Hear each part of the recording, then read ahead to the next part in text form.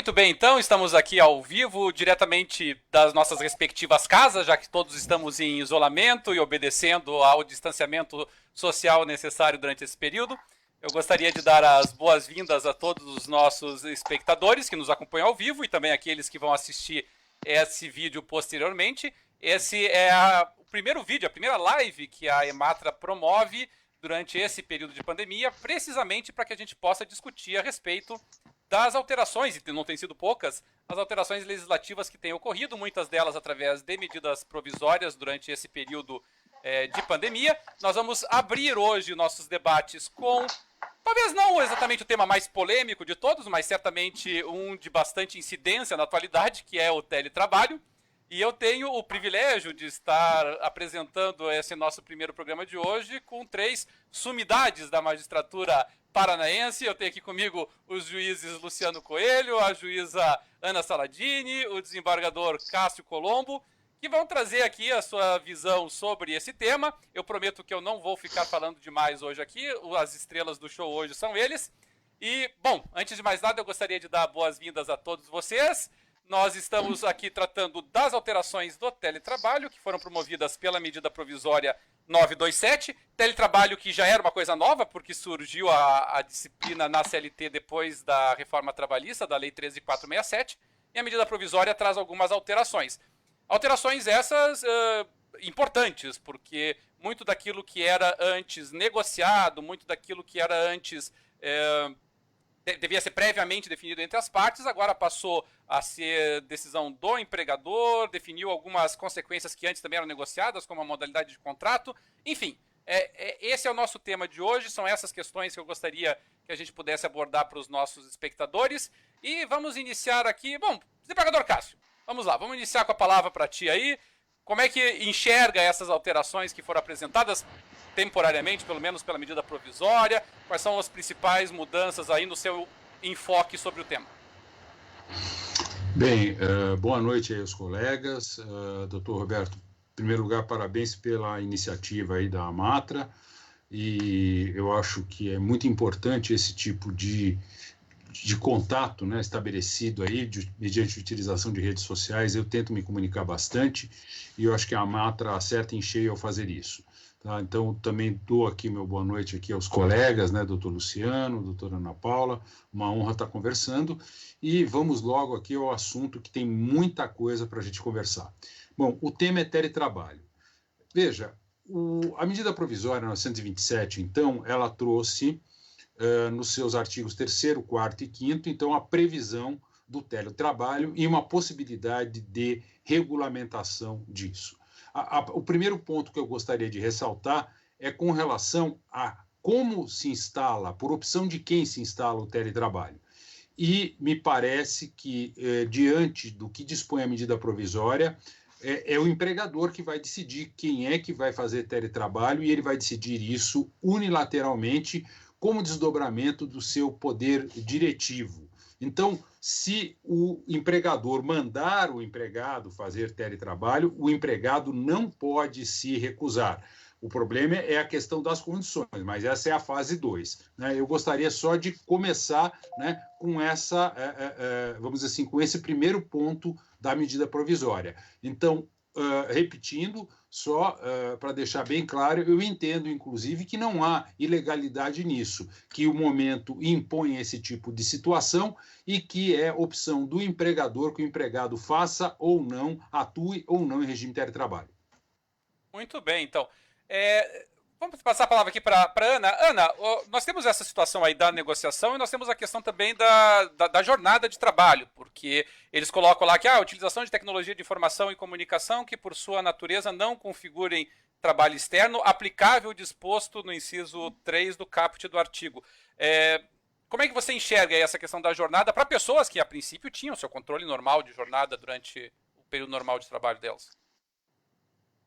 Boa tarde, todo mundo, boa noite. Né? Primeira coisa que me parece que a medida provisória ela dá uma truncada nessa questão da jornada de trabalho, porque ela fala em mecanismos externos, mas ao mesmo tempo ela fala em não aplicabilidade de jornada de trabalho. Né? Essa exceção do artigo 62 eu já vejo com uma ressalva especial. Eu acho que é uma exceção que é relativa, ela não é absoluta.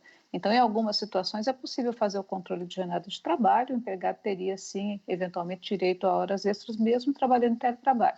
Mas também é importante a gente destacar aqui que são duas modalidades distintas que o legislador fala. Ele fala em três, né, mas, na verdade, são duas modalidades distintas. A de teletrabalho, que depende do uso de meios telemáticos o tempo todo, né, e do trabalho à distância, trabalho em home office, ou trabalho em domicílio, que, eventualmente, pode até não precisar de meios de comunicação, pode precisar de um computador que nem tem a necessidade de ter acesso à internet, sem telefone, sem nada, né? Então, nessas situações, havendo possibilidade de controle de jornada, eu não vejo nenhuma dificuldade em se reconhecer que esse tempo pode ser considerado como tempo extraordinário, sim. Aliás, né, eu estou com gente trabalhando teletrabalho em casa, né, e um dos meus filhos fazendo teletrabalho em casa marca ponto regularmente, todos os minutos, todos os dias, né, o que demonstra que isso não só é possível, como isso de fato é praticado pelos empregadores. A Ana comentou aqui, Luciano, dessa questão da possibilidade de controle e de que realmente você tem formas de controle virtual. Como é que você enxerga, e esse é um problema talvez já pré-existente, a questão das condições de trabalho do empregado? Porque a lei ela fala lá, tudo bem, o empregador fornece o equipamento, fornece os instrumentos necessários para a realização desse trabalho, mas a execução, a forma de uso, a utilização, fiscalização disso, enfim, como é que fica nessa situação? Boa noite a todos os colegas aí.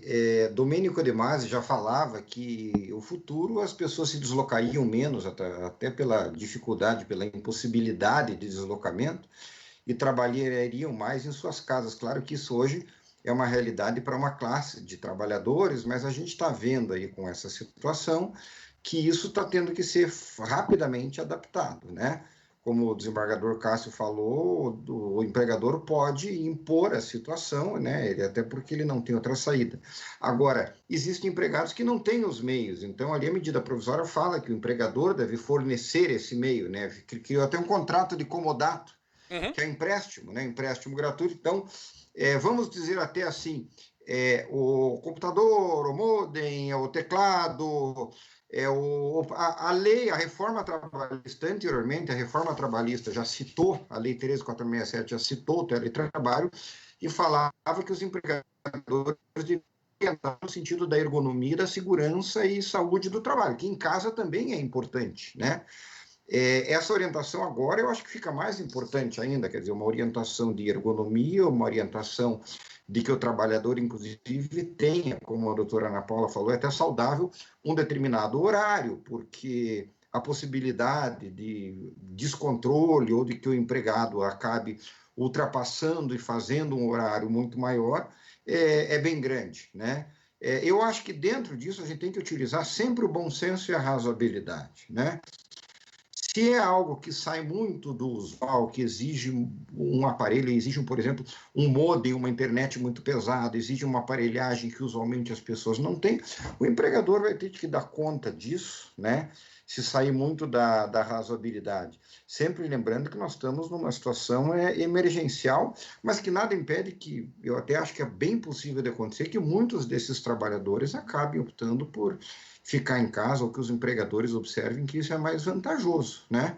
Uma questão interessante que a gente tem aí é aquele empregado que se alimentava na empresa, no restaurante da empresa, que agora naturalmente está fechado, e que em casa ele vai ter que ter a despesa própria, a despesa com alimentação, se isso também não geraria aí alguma possibilidade de, por acordo, o empregador fazer alguma compensação disso. Deixa eu pegar esse gancho, então, e já jogar essa pergunta para os demais. Desembargador Cássio, nessa situação aí que o Luciano comentou, aí, trabalhador que tem benefícios que são concedidos pela empresa para o trabalho presencial, como é o caso de café da manhã, almoço, que são benefícios que, obviamente, revertem em favor, são custos que o trabalhador acaba não tendo. No caso de trabalho remoto, suspende tudo mesmo, não fica devendo nada? Como é que o desembargador enxerga essa situação? Veja, eu penso que a regra geral é da inalterabilidade dos contratos, né? Esse é um princípio, inclusive, do direito do trabalho, né? Em que pese ele ser um contrato de trato sucessivo, A inalterabilidade é, vamos dizer assim, a regra geral. Para o empregador fazer alguma alteração, né, aquelas que ele pode fazer unilateralmente, né, no exercício do seu, eu não gosto das expressões latinas, mas do seu ius variandi, né, do seu direito de alterar unilateralmente o contrato de trabalho, como é expressamente essa situação, né, então você não precisa da aquiescência do trabalhador. Agora, a alteração que for feita no contrato, ela não pode significar, segundo o artigo 468 da CLT, que não está alterado por reforma trabalhista, que não está alterado por nada disso. Segundo o artigo 468, então, qualquer alteração que signifique prejuízo direto ou indireto, então ela será considerada nula, né? Veja, claro, bom, mas qual é o efeito da nulidade? Esse trabalhador, ele vai ter que trabalhar, vai ter que se sujeitar, o que pode é amanhã ele vir reclamar uma indenização, tá, por ter que, a partir dali, suportar, né? Veja, é uma regra geral de direito, causou prejuízo, tem que indenizar. No direito do trabalho tem essa característica, as indenizações, a grande maioria, é tarifada, por isso que, inclusive, se diz que o direito do trabalho é forfatário. Então, me parece que nessa situação, se o trabalhador tem algum tipo de prejuízo, ele amanhã poderá reclamar. Por isso que o ideal é que tudo seja feito, né, sempre mediante negociação e não por imposição patronal. O patrão tem que chegar, chamar o empregado, falar, olha, está acontecendo isso, como é que nós vamos resolver e tal. Até, sabe assim, eu acho que o próprio trabalhador vai chegar a essa... Não, tudo bem, eu vou trabalhar em casa. Só que eu não vou poder te fornecer alimentação. Bom, mas então, veja, eu fico imaginando que é possível esse tipo de conversa. Agora, na maioria dos casos, a gente sabe que não vai acontecer isso. O empregador vai mandar o sujeito em casa e arque com isso, né? Então, isso eventualmente, e aí entra o nosso papel. Isso vai vir para nós na Justiça do Trabalho. Aqueles casos em que não houver problema, em que as partes se conformarem, obviamente não vão ser trazidos para nós não vamos opinar sobre ele, que também será a maioria, né? Eu imagino que muito do que tem, assim, o pessoal às vezes vai ficar com o negócio engasgado, etc., né? E nesse ponto eu quero ressaltar a importância do trabalho dos advogados na orientação nesse período. Veja, tem duas coisas assim que a advocacia trabalhista, me parece, estava meio embaixo, e o direito do trabalho também, dentre os ramos das ciências jurídicas e sociais, estava meio em baixa, né? Mas me parece que não só a reforma trabalhista, como também tudo isso que está acontecendo deram um up nessa situação, então o direito do trabalho hoje está em alta. Basicamente é isso. Ana, desculpa, Luciano. Não, eu só queria lembrar que vamos lembrar que a reforma trabalhista criou as câmaras de conciliação extrajudicial, né? As câmaras de conciliação para também fazer esse tipo de acordo caso o trabalhador se sinta lesado. E ali no parágrafo 4º da medida provisória, ele fala expressamente que o empregador deverá pagar por serviços de infraestrutura. Mas é aí que eu lembro que isso é só se for uma coisa que saia muito do razoável, daquilo que eventualmente... Porque tanto para o empregado, mas também para o empregador, é uma situação muito diferente do que havia previsto numa situação normal, né, comum. Deixa eu colocar a Ana aqui numa frigideira aqui com uma pergunta, então. Ana, vamos supor que... que não estejamos tratando de um trabalho em remoto em contrato individual, porque a lei, a medida provisória, ela está pressupondo que foi firmado o contrato de trabalho na forma da reforma trabalhista, que previa que tinha que ser acordo individual, etc. Mas vamos supor que a questão não seja disciplinada por acordo individual e nem pela lei. Vamos supor que haja uma norma convencional estabelecendo quais são os critérios que têm que ser observados para teletrabalho. Aí a medida provisória vem e diz, o critério agora o empregador manda. Como é que fica? Ela tem eficácia derogatória sobre a norma convencional nesse aspecto, será? Nesse ponto, acho que nós temos uma norma da própria CLT que fala que o convencionado vale acima do legislado. Então, eu não teria dúvida. Aí a norma convencional trava mesmo. A norma convencional trava, a não ser que haja uma revisão de conteúdo, né, enquanto existir essa norma convencional, ela tem que ser aplicada. Né? É mais uma questão que eu acho que é o grande problema que a gente tem com essa passagem do trabalho presencial para o trabalho remoto, é o fato dessa transição, de não existir transição, na verdade. Né?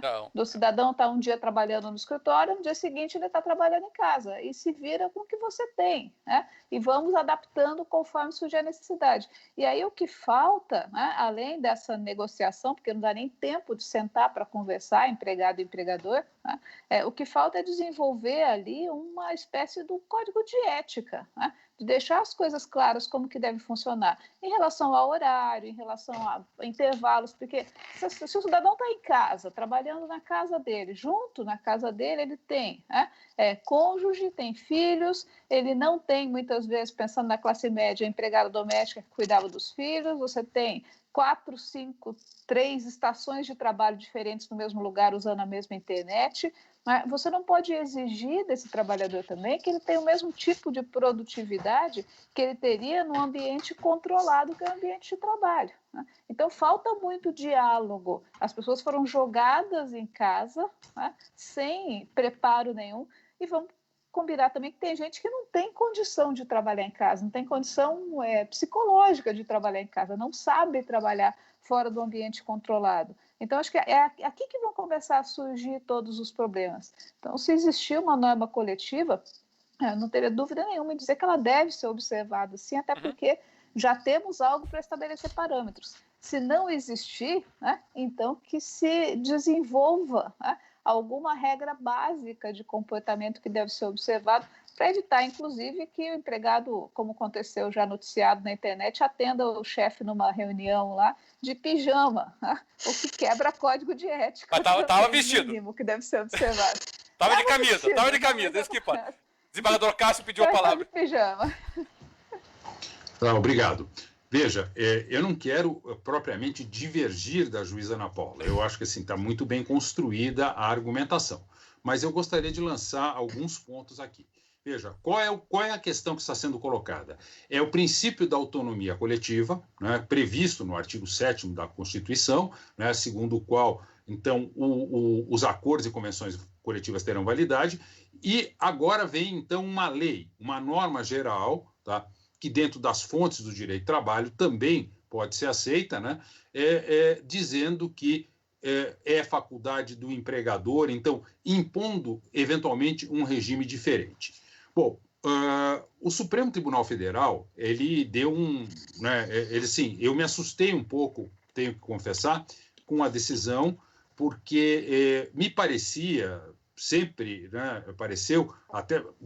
De repente, nós vamos defender que o artigo 503 da CLT, aquele segundo o qual o empregador poderia reduzir salários unilateralmente, né, estaria em vigor. Né? Enfim, né, me parece que, desde a Constituição de 88, né, essa foi uma regra que foi derrogada. Né? E agora vem o Supremo e diz, não, olha, não precisa de norma coletiva, né, para você fazer redução salarial ou até para suspender o contrato de trabalho. Me parece que esse entendimento do Supremo é entendimento supremo, ele é vinculante, não temos o que questionar nisso, se é legal, se é ilegal, se gosta, se não gosta, se vai aplicar. Não, escuta, é obrigatório, é vinculante. Agora, numa situação como essas, em que você tem uma norma coletiva e vem por força maior, e aí me parece que é evidente a força maior também, tá? Eu tenho defendido isso. Então, por força maior, ela impõe uma situação diferente, eu acho que é muito crível que amanhã vá se validar essa norma que decorre da força maior em função da peculiaridade da situação. E ainda me parece, veja, aqui eu tenho procurado pensar o que deve se olhar, né? O mais importante nessas alterações que foram feitas é verificar o grau de boa-fé com que as partes agiram. Me parece que é isso que é o que o juiz de direito usa quando ele faz a revisão de um contrato hoje, aquele poder geral que o juiz tem de rever um contrato, como tem um juiz de direito, né, um contrato civil, um contrato comercial, esse poder geral de revisão, o juiz ele leva em conta exatamente o quê? A boa-fé. E nós, no direito do trabalho, também vamos ter que fazer isso. Vamos precisar verificar a boa-fé com que foi tratada a situação. Mas vamos dizer assim, eu não afirmaria tão categoricamente isso. E eu até, né, quando o juiz Roberto me faz essa pergunta, né, só pode vir de uma mente brilhante como a dele, mas, porra, eu não tinha pensado nisso ainda. Porra, não me conhece, né? Mas, enfim, e eu tive um tempo de pensar, como a Ana deve estar fazendo para fazer a réplica agora. A Ana não teve tempo. Eu vou replicar desembargador. Luciano, a gente Vocês é que estão em colegiado. Aí eu agora, se tiver que concordar, vou concordar com o Cássio, que eu não vou. Na dúvida. Mas, Luciano, não, a gente está discutindo aqui. Na verdade, é rebus sic stantibus, né? Eu penso, como no contrato do consumidor, as pessoas que cancelaram festas, cancelaram eventos, cancelaram tudo, nós estamos numa hermenêutica aí de emergência, numa hermenêutica da pandemia. Eu tenho a impressão que essa decisão do Supremo, que de fato surpreende um pouco, mas ela tem pelo menos os votos ali, tem esse contexto de que nós estamos numa situação absolutamente inédita para todos, né? Eu acho que a tendência de aceitar-se a situação em que o empregador individualmente colocou a pessoa em teletrabalho. Veja que a reforma trabalhista ela previa expressamente 15 dias para mudar para alterar o regime, né? Para dar assim, para o empregado poder antecipar isto, né? E agora não, agora do dia para a noite, você vai para casa porque o prefeito fechou a loja, ou fechou o escritório, você não pode vir. Então, nesse caso, ainda que tenha uma norma coletiva, essa norma coletiva não foi construída para essa situação que nenhum de nós poderia imaginar, né?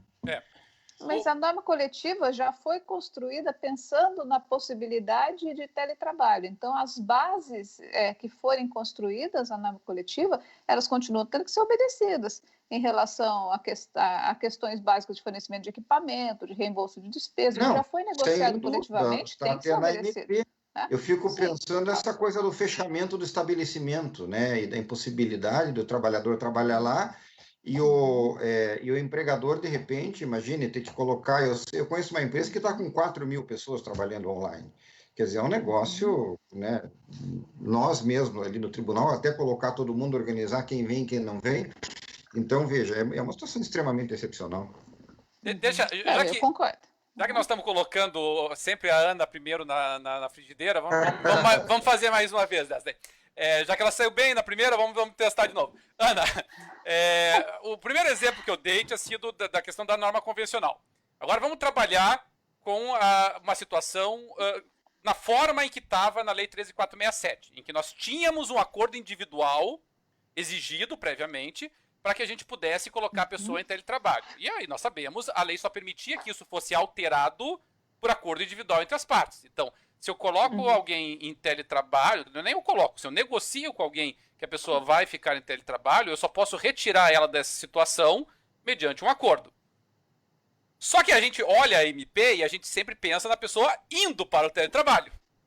Só que a gente tem que lembrar que a MP, a princípio, a não ser que da forma como ela foi redigida, ela vai vigorar durante todo o período de calamidade, que vai até o final do ano.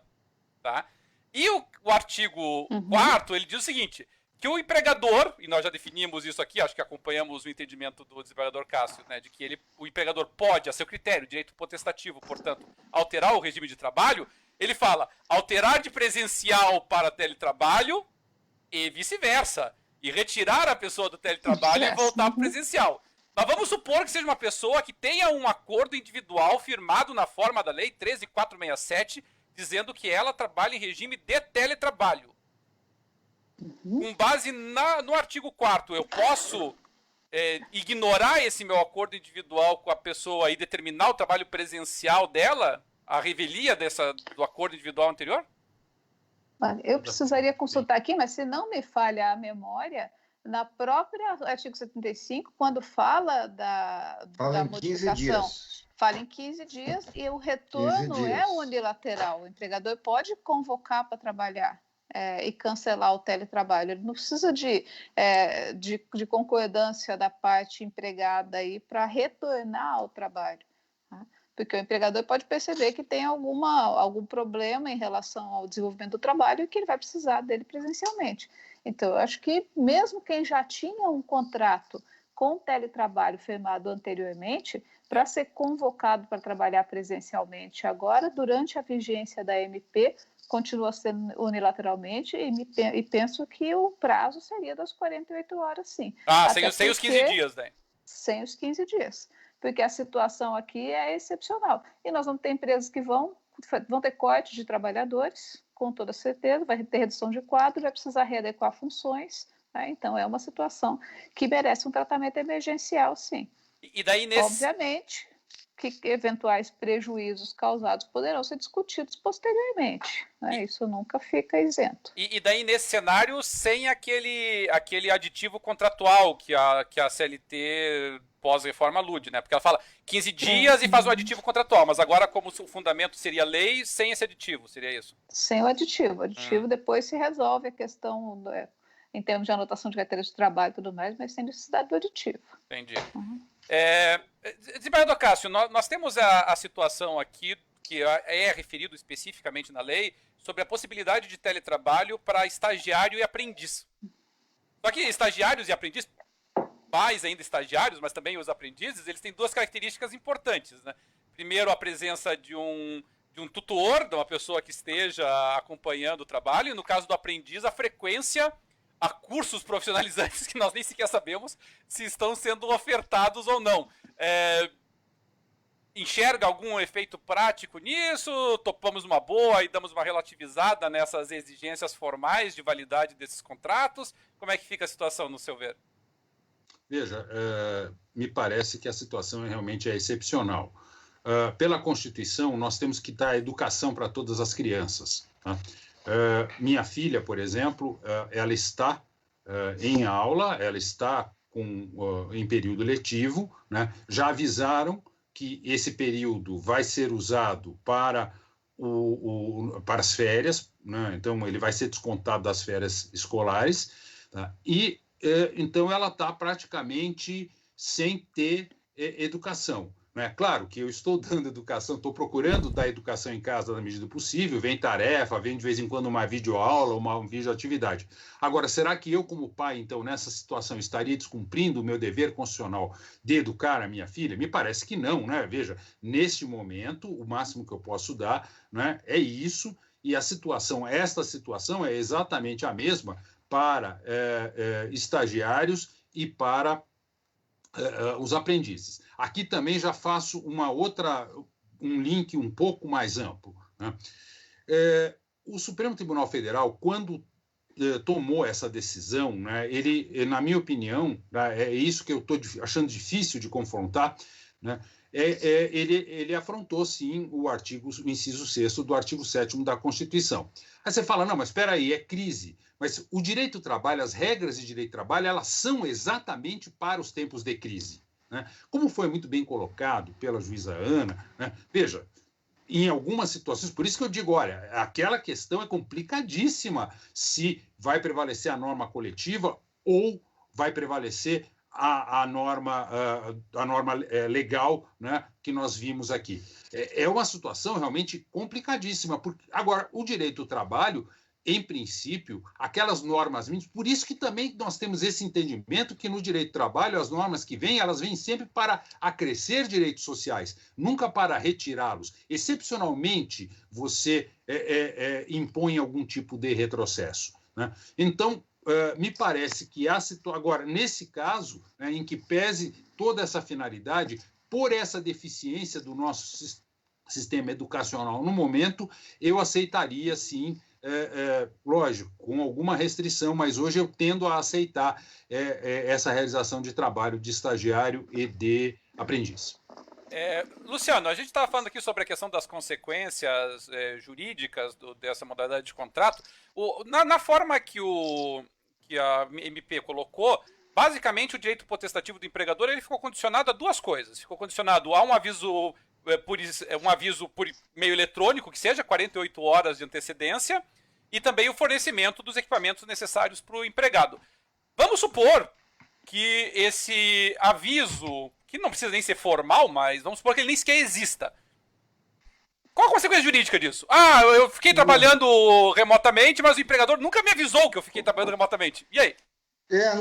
Me parece que é uma exigência formal, assim, né? É uma questão formal que não vai nulificar esse tipo de acordo. Quer dizer, o empregado tacitamente está aceitando ficar e trabalhar nessa modalidade, e o empregador vai demonstrar, inclusive, que não tinha outra modalidade. Isso acho que vai ser a regra geral, a não ser que haja uma situação específica diferente. Estava se falando do estagiário, eu só quero lembrar que o contrato de estágio, no fundo, é um contrato de aprendizado. Então, o estagiário tem todo o interesse que, nesse momento, esse pacto continue.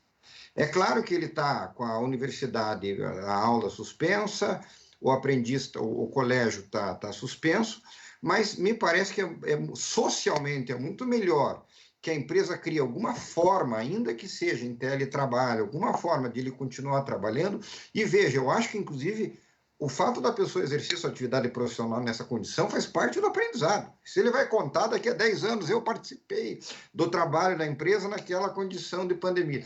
Então, me parece que é uma questão aí que nós temos que realmente, como diz o desembargador Castro, dar uma relativizada. Mas quanto à sua pergunta, o fato dele não ter esse instrumento formal de 48 horas, o que eu acho que ficaria mais discutível, a lei bate bastante nisso mesmo, a reforma trabalhista, o empregador tem que ser exigente com relação às condições de ergonomia, as condições de saúde e segurança que esse empregado está exercendo as suas tarefas em casa, né? Ele deve ser expresso com relação a essas condições para o empregado. Então, de repente, encaminhar soluções ergonômicas, encaminhar possibilidades para poder evitar, talvez, danos à saúde do trabalhador, principalmente à saúde mental, nesse caso aqui, né? Para poupar a Ana, agora eu vou colocar o desembargador Castro numa frigideira aqui, então vamos... desculpa, Ana. Só essa questão das condições ergonômicas, né? Se já não eram observados, porque a gente passou para um regime de teletrabalho generalizado praticamente, sem ter aperfeiçoado ainda o que era o regime de teletrabalho da reforma trabalhista. Ainda estava em discussão, né? E se não existia ainda um mecanismo de revisão das condições do teletrabalhador, imagine agora, em que sequer o empregador pode ir até a casa do empregado para verificar se o ambiente que ele se instalou para trabalhar é ergonomicamente adequado. Então, é outra situação também que vai ter que ser lida com um certo cuidado, né, pensando no contexto de pandemia. Vereador Cássio, na forma como estava disciplinado pós-reforma da trabalhista, a forma de concessão dos equipamentos, instrumentos, estava em aberto, está em aberto na CLT. As partes definem isso, o empregador fornecerá e eles definem entre eles. Na medida provisória, não. Na medida provisória, ela alude expressamente a como serão fornecidos os equipamentos, porque ele alude especificamente que o equipamento será fornecido mediante comodato. Comodato é uma forma contratual típica, ela é disciplinada no Código Civil, com uma série de consequências. Vamos pegar só uma delas, para a gente não criar muito caso aqui, vamos pegar só uma delas. Pelo contrato de comodato, a pessoa que recebe o bem no comodato não pode cobrar do comodante eventuais despesas com o uso dos equipamentos e instrumentos que lhe foram dados em comodato. Então as despesas com a utilização correm pelo comodatário. Nesse caso, o trabalhador. Aí a pergunta é, nesse caso, violamos o princípio da alteridade ou não? Não viola o princípio da alteridade, que a parte arque com as despesas, nesse caso, teletrabalho? Como que o desembargador enxerga uma situação dessa? Não, as perguntas... Dá para fazer alguma pergunta fácil aqui? Faça tipo 2 mais 2, pô, pelo amor de Deus, você só me põe, né? Tá, cada coisa que a gente vai pensando, mas eu acho assim muito engenhosa a construção. Veja bem, o comodato, a regra geral é esta, prevista no Código Civil, mas ela pode, mediante ajuste contratual, ser feita de modo diferente, sem que isso descaracterize o instrumento de comodato. Tá? Então, me parece que essa também seria a orientação a ser adotada neste caso. Tá? Como a lei, como eu disse, nós temos que procurar olhar a boa-fé com que as partes estão agindo. Me parece que, não querendo, é difícil entender a meios legislatórios, ainda mais dessa turma que está legislando aí, né? Mas, se você for olhar a finalidade da norma, né, ela quis dar essa possibilidade de manutenção de um contrato de trabalho de um modo menos gravoso para todo mundo. Né? E houve uma grande, me parece até louvável pela primeira vez isso, né, a preocupação com o trabalhador, olha, de que até o empregador fosse cobrar, não, você leva o notebook, você não vai pagar o aluguel, né, uma locação aí do notebook que você está levando, para evitar esse tipo de coisa, já disseram, olha, isso aqui é comodato, é empréstimo, né? E tem essa condição especial de que nós vamos negociar quem vai pagar as despesas desse comodato. Então, eu não vejo problema com relação a esse enquadramento do tipo. Só já tento ampliar um pouco até o nosso debate, tá? Me permito aqui, veja, o teletrabalho, para ser exercido, ele precisa realmente de um preparo, porque se ele está cheio de estudos aí, inclusive o Ministério Público do Trabalho eles têm um parecer muito, muito interessante sobre a medida provisória 927 a 936, eu recomendo a todos, procura no Google aí, é muito interessante, é muito bem fundamentada, é muito bem fundamentado o parecer do Ministério Público do Trabalho. E o que se leva, veja, o problema é que o trabalho remoto, esse trabalho feito à distância, o problema é isso, é a desconexão. Você não desconecta. Então, a possibilidade de que isso cause uma doença emocional é muito grande. Gente, desculpe, mas eu tenho uma coisa assim, é até meio perigoso falar, né? Mas uma coisa que eu aprendi quando eu servi o Exército é o seguinte, que se uma pessoa que sofre um ferimento por um disparo alvejado, ela morre muito mais do choque do que propriamente do efeito da bala. Veja, me parece que o maior efeito dessa crise de pandemia não vai ser propriamente a quantidade de mortos ou pessoas que vão adoecer por causa do Covid-19, mas sim as doenças emocionais, que isso está todo mundo, veja, tem de estudos psicológicos, eu tenho ouvido falar isso, as doenças emocionais, que o medo que a pandemia causa que vai desencadear. E me parece que o trabalho à distância, esse trabalho, o teletrabalho, se ele não for administrado, se ele não for gerenciado com relação a isso, se não houver orientação, ele pode sim causar problemas gravíssimos, né? E isso vai acabar desagando até em sintomas físicos decorrentes do psíquico. Então, bom, eu não sei se fui longe demais, tá? Enfim. Sem problema, desembargador. Ana, a lei estabelece aí que o empregador fornecerá os equipamentos e, na hipótese de não conseguir fornecê-los, acaba colocando o trabalhador em tempo à disposição. Uma licença remunerada, nesse caso, na jornada normal dele. Na forma da CLT, na forma da Lei 13.467, o próprio trabalhador pode ter essas ferramentas. É uma hipótese que a MP não chegou a abordar. Para ti, aplica assim, supletivamente? Daí, olha, o empregador pode pagar em dinheiro, por exemplo, para usar ferramentas que o trabalhador já tem em casa? Eu penso que sim, né? Porque se pode o mais, pode o menos, né? Então, não vejo nenhum problema e penso que uma boa parte dos trabalhadores estão trabalhando com equipamento próprio, né? Então, não vejo nenhum problema. A questão do valor da indenização por esse uso é algo a ser negociado nesse acordo escrito, né? E, em alguns casos, se for uma coisa que não seja razoável, eu nem vejo tanta necessidade de indenizar, tipo, indenizar pelo uso do computador em si, só pelo uso da máquina, né? É uma coisa que o custo é ínfimo, o trabalhador já tinha aquilo, continua utilizando, não vejo nenhuma necessidade de indenizar pelo uso esporádico nessas condições, porque não é uma situação que vai se perdurar no tempo. Então, acho que é perfeitamente possível.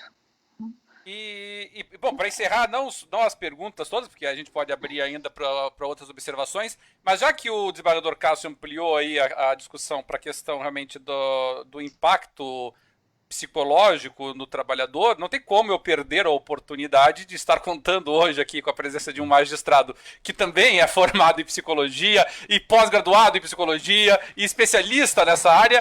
E diga lá, Luciano, te preocupa isso também? Essa é talvez o grande efeito dessa pandemia aí para os próximos meses? Sem dúvida, né? Nós não estamos assim numa situação simples de uma empresa que mandou empregado para casa numa condição normal, né? De uma hora para outra as pessoas tiveram que se adaptar. Nós estamos sendo bombardeados por notícias de todos os lados, por situações de conflitos de todos os lados, e isso afeta o trabalhador, sem dúvida, porque em uma condição normal, quer dizer, como o desembargador Cássio falou, não dá para a pessoa dizer, eu estou super bem, está tudo certo, e não. As pessoas têm que entender que a situação não é fácil, não é uma situação em que é para você não tem nenhuma obrigação de estar se sentindo perfeitamente bem, as pessoas estão preocupadas com seus filhos fora da escola, com os seus avós, com os seus parentes, com as pessoas em grupo de risco, e isso tudo afeta o trabalho. Quer dizer, o empregador que puder, porque o empregador também está sob uma pressão enorme, né? Tem pessoas com extrema dificuldade, né? As empresas estão com extrema dificuldade. O empregador, dentro do possível, deve analisar, quer dizer, ele tem lá o psicólogo, ele tem lá o seu departamento de recursos humanos, para saber em que condição que esse trabalhador está na casa dele. Tem gente, por exemplo, que mora sozinho, que às vezes a família da pessoa era o pessoal do trabalho, aquele contato no dia a dia, era talvez até às vezes parece uma bobagem, mas aquele café na padaria, sabe? Aquela cerveja no final do dia era o psicológico que agora, de certa forma, perdeu-se. Então, sem dúvida nenhuma, isso é um problema que o empregador e que, né, às vezes até designar um colega de trabalho para saber como é que aquela pessoa está e tal. Eu não digo que não tenha pessoa que vai se adaptar muito bem e vai achar interessante, vai se encontrar, né, mentalmente com essa história de trabalhar em casa. Mas é que não é, repito, uma situação comum. Nós estamos trabalhando em casa porque estamos sendo obrigados por uma situação altamente excepcional que nós nunca vivemos, né? É assim que eu acho que o empregador tem que prestar atenção nisso. Tudo bem. Na verdade, eu disse que eu não ia fazer mais nenhuma questão e já ia abrir aí para as considerações finais, mas é que agora me surgiu uma pergunta, eu vou ter que tentar aproveitar aqui. Ana, vamos para a Ana de novo. A Ana vai ficar de eleita hoje para essas encrencas. Quando a gente falou da licença remunerada, o que o parágrafo 5º do artigo 4º da MP diz é o seguinte, que se nós não tivermos condições... no inciso 2 do parágrafo 4º, desculpa. Na impossibilidade de oferecimento do regime de comodato de que trata, o período de jornada normal de trabalho será computado como tempo de trabalho à disposição do empregador, que é a licença remunerada que nós já mencionamos. Isso funciona muito bem para um trabalhador horista. É legal, né? A gente calcula a jornada normal, legal desse cara. E se for comissionista, como é que eu calculo a jornada normal dele aqui? Fica devendo só o pagamento do piso, da categoria mesmo? E aí? Eu acho que o Cássio quer responder. Olha, eu iria para a fórmula tradicional. Qual que é a fórmula tradicional? Irredutibilidade salarial. Na irredutibilidade salarial, tem que fazer a média dos vencimentos dos 12 meses anteriores e, com essa média, observar a aplicação do valor da hora desse empregado. Então, essa seria a minha primeira solução, a solução clássica. Né? Mas, né, nessas circunstâncias também, a gente pode pensar nas outras medidas provisórias que vieram depois, né? Porque o que a gente mais tem ultimamente é medida provisória. Né? Então, assim, eu estou igual aquela brincadeira de Facebook lá, né? Eu vejo medidas provisórias quando? O tempo todo. Né? Então, tem aquela outra medida provisória que traz a possibilidade de redução de jornada, de suspensão, até para conseguir fazer um complemento da renda através do valor que o governo federal vai pagar. Então, talvez seja necessário fazer um combinado de situações para conseguir dar conta da manutenção da atividade empresarial e da manutenção da renda do trabalhador. Né? Daí que eu defendo até a possibilidade, inclusive, de se fazer a redução proporcional de jornada e manter o empregado em teletrabalho, apesar de se falar que teletrabalho teria, a princípio, não estaria sujeito a controle de jornada, nada impede que isso seja feito para essa situação excepcional através de um contrato escrito também. Que essas reduções de jornada, o que me preocupa, e daí o motivo da pergunta, é porque realmente a gente está sempre pensando em cima do trabalhador que recebe pelo modo temporal, né? Mas não pelo modo, não por tarefa e nem por unidade de tempo, por unidade, não por unidade de obra, né? Exatamente. E aí a gente pensa, boa parte desse pessoal que trabalha em unidade de obra nem sequer, às vezes, tem controle de jornada. Às vezes ele realmente é um trabalhador externo, é um vendedor, é um propagandista. Claro, a gente discute também se existe controle de jornada nos casos concretos, mas como regra nós sabemos que eles são colocados como trabalhadores externos. E aí ter essa redução salarial nesse período, que ele não consegue executar o serviço remotamente, né? Precisa visitar o pessoal, realmente é complicado. Eu não sei se o Cássio ou se o Luciano querem se arriscar na encrenca aqui.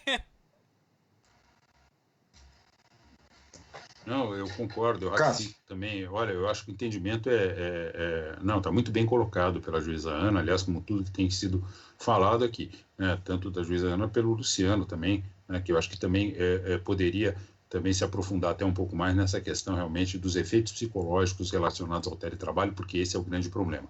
Mas eu concordo, sim, eu acho que a forma como ela colocou me parece extremamente adequada. Agora, me assusta um pouco esta possibilidade de considerarem esse tipo... Veja, vamos dizer que o trabalhador é tarefeiro, né?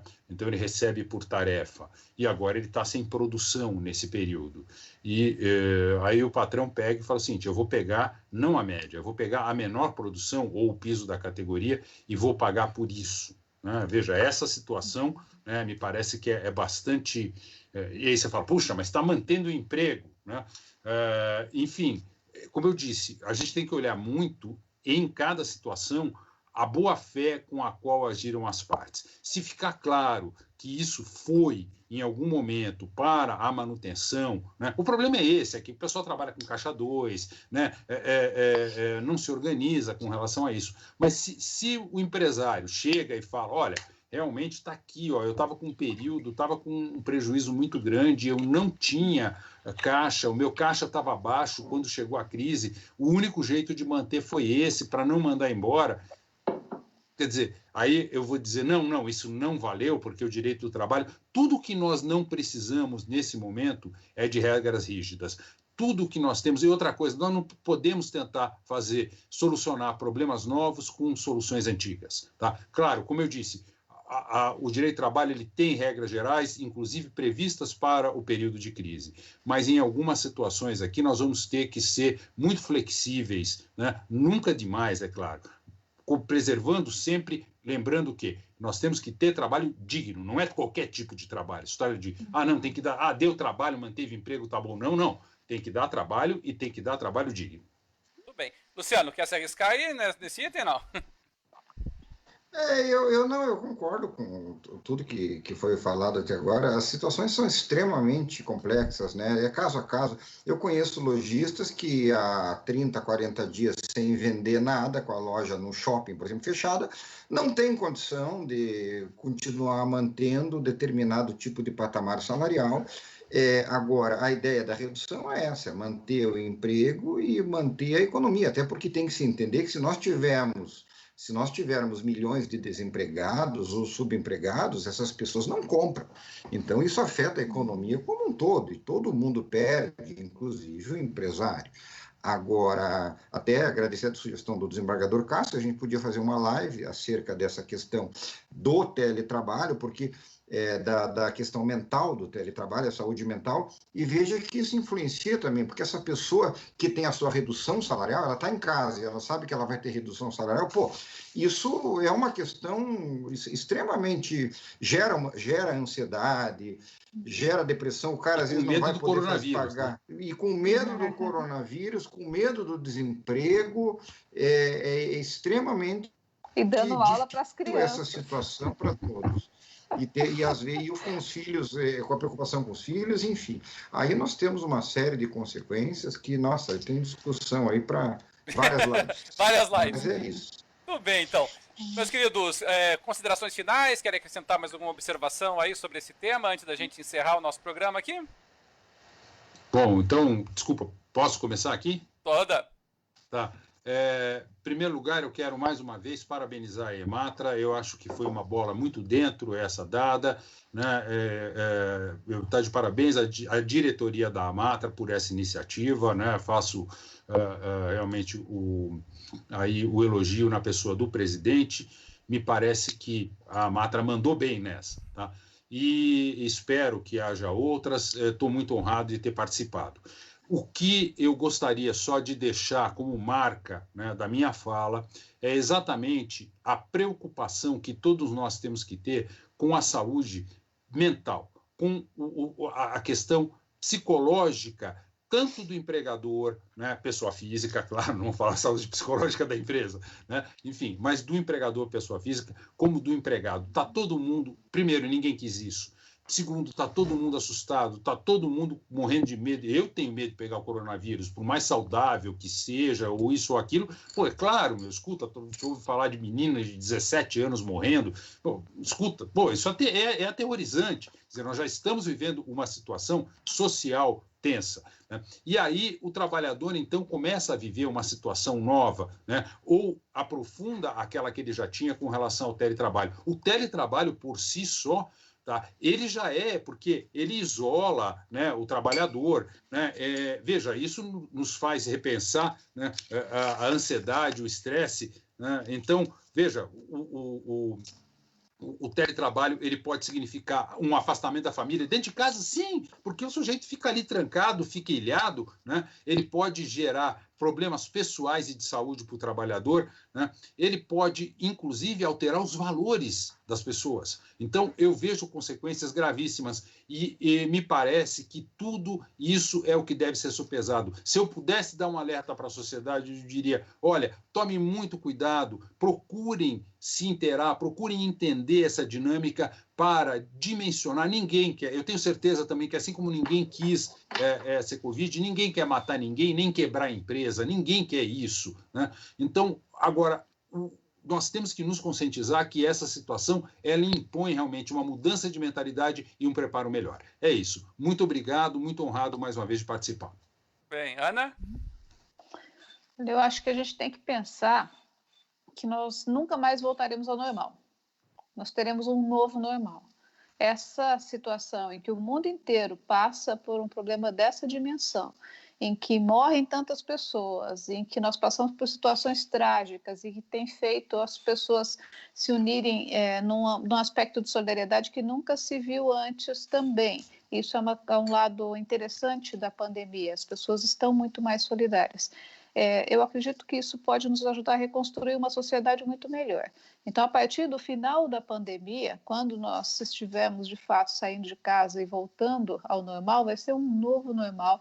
Nós vamos precisar rever uma série de conceitos e hoje o que a gente tem que pensar é o que é importante. O que é importante na minha vida? O que é importante no meu trabalho? O que é importante nos meus relacionamentos? Tá? Para sair dessa melhor do que a gente entrou. Ninguém queria entrar, mas todo mundo quer sair, né? Então vamos aproveitar esse período para sair melhor do que entramos. Agradeço a oportunidade de estar aqui também, né? Como o Cássio já fez a homenagem na pessoa do Roberto, eu vou fazer a homenagem na pessoa da minha querida Nancy, que é a diretora cultural da Ematra, que tem feito um trabalho já na segunda gestão dela extraordinário. Obrigado pelo convite. Muito bem. E Luciano?